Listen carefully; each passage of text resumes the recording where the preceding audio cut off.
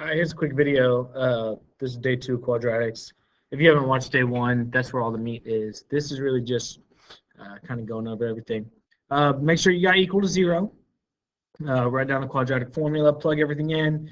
Find your discriminant, the b squared minus 4ac. With it being 17, mark that you have 2 real solutions. Square root of 17 doesn't simplify, so that's as far as that one goes. Again, if these are too fast, pause the video, write stuff down. It's the same thing over and over. Same thing here. We need it equal 0. So we actually chose to move this over here and do it this way, but you could have moved this over here and gotten this. Either way, honestly, it ends up being the same. The way we did it, we actually got -1 and -10, and this is already kind of plus or minus. We had to change the sign of all 3. Had you done it this way and had a positive value here, it would have already been +1, positive. What's the only difference? Square root underneath is still the same because either this is going to be negative or this is going to be negative because we had -5, +8 rather than +5, -8. So that would have worked out the same either way. 161 factors, but doesn't have anything come out. So this is actually where we stop. Again, discriminant of 161, we have 2 real solutions.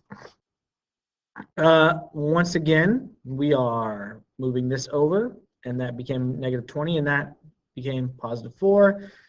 This one could have actually factored. We'll show you here in a second, because we get a nice, pretty number. But anyway, plug everything in, and we have a discriminant of 0. That is kind of one of our special cases where this was 5x plus 2 times. 5x minus 2 times 5x minus 2. But with all that being 0, we only have one solution because 20 plus 0, 20 minus 0 are the same. We have to reduce the fraction. Good. Same thing here, moving stuff over. Get equal 0 before you do the quadratic formula. Otherwise, you'll be wrong. Discriminant gave us -36. That's 2 imaginary numbers, or 2 imaginary solutions. So the -4 stays -4. -2 stays -2. But now -6 or -36, the negative comes out to be I. We already have the plus or minus, and the square root of 36 is 6. So we actually get this right here. Negative, we don't really want, so we're going to change both those signs to be positive, positive. We technically change this one too, but positive becomes negative, negative becomes positive. Doesn't change anything. 4, 6, and 2 can all be divided in 2, so we get our final answer. 2 plus or minus 3i, technically over 1. You don't have to write over 1. On the discriminant only, b squared minus 4ac. We'll get the discriminant. Here's my number of solutions. Discriminant, number of solutions. Discriminant, number of solutions. Just remember, 2 imaginary solutions. Don't cross the x-axis. 1 touches it. 2 crosses twice.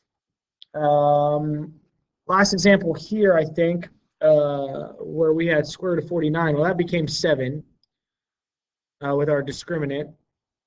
And because this is not an imaginary number, because it's not like 7 square root 3 or anything crazy like that, 23 plus 7 is 30. 23 minus 7 is 16. Both of those divide by 12, and we reduce a fraction. We get our 2 answers. So don't leave it like this if you have a actual number there. But with radicals and imaginary, you can leave it. And that was the homework for it. So like I said, this is a short video, just kind of showing you how to finish everything off. Watch the first part. That's the biggest deal.